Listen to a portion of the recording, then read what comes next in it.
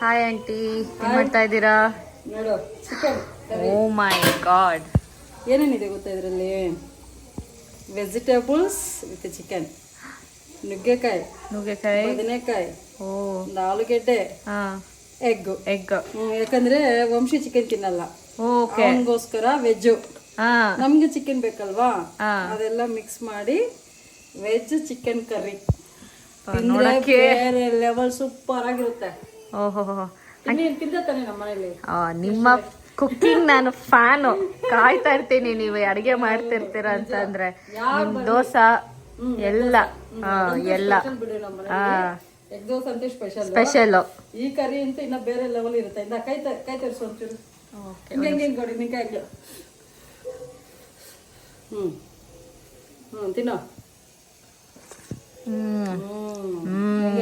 ಸಕ್ಕತ್ತಾಗಿದೆ.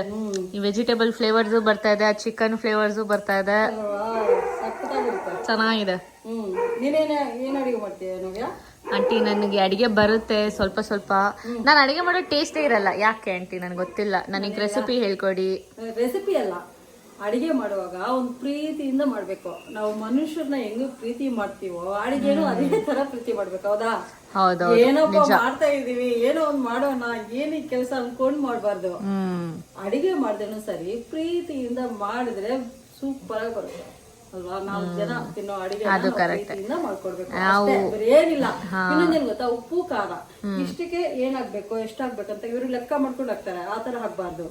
ಈಗ ಒಂದು ಅಂದಾಜಲ್ಲಿ ಇಷ್ಟ ಹಾಕಿದ್ರೆ ಸರಿ ಹೋಗುತ್ತೆ, ಆತರ ಹಾಕಿದ್ರೆ ಚೆನ್ನಾಗಿರುತ್ತೆ. ಇನ್ನೊಂದಂದ್ರೆ ಜೋರಾಗಿ ಬೆಂಕಿ ಜಾಸ್ತಿ ಇರುತ್ತಲ್ವಾ, ಸಿಂಪಲ್ ಇರ್ಬೇಕು. ಯಾವ್ದು ನಾವು ಹತ್ತಿರ ಇದ್ರೆ ಸ್ವಲ್ಪ ಜೋರಾಗಿ ಇಟ್ಕೊಂಡ್ರೆ ಪರವಾಗಿಲ್ಲ, ದೂರ ಇದ್ರೆ ಸ್ವಲ್ಪ ಸಿಂಪಲ್ ಇಟ್ಕೊಂಡು ಮಾಡ್ತಾ ನಿಧಾನವಾಗಿ ಮಾಡಿದ್ರೆ ಟೇಸ್ಟ್ ಹಾಗೆ ಬರುತ್ತೆ. ಏನೇನ್ ಹಾಕ್ಬೇಕು ಅಂತ ಫಸ್ಟ್ ತಿಳ್ಕೊಬೇಕು ಅಷ್ಟೇ. ಏನೋ ಮಾಡ್ತಾ ಇದೀವಿ ಬಿಡಪ್ಪ, ಮಾಡಿದೀವಿ ಹಂಗೆ ಹಿಂಗೆ ಅಂತ ಮಾಡ್ಬಿಟ್ಟು ಹೋದ್ರೆ ಟೇಸ್ಟ್ ಆಯ್ತಾ? ಯಾವಾಗ್ಲೂ ಅಡಿಗೆನು ಪ್ರೀತಿಯಿಂದ ಮಾಡ್ಬೇಕು ಆಯ್ತಾ? ಮನುಷ್ಯನೆಲ್ಲ ಅಡಿಗೆನೂ ಪ್ರೀತಿ ಮಾಡ್ಬೇಕು. ಏನ್ ಬೇಕೋ ಹೇಳೋ, ನಾನು ಅಡಿಗೆ ಮಾಡ್ಕೊಡ್ತೀನಿ. ಆಯ್ತು ಆಂಟಿ.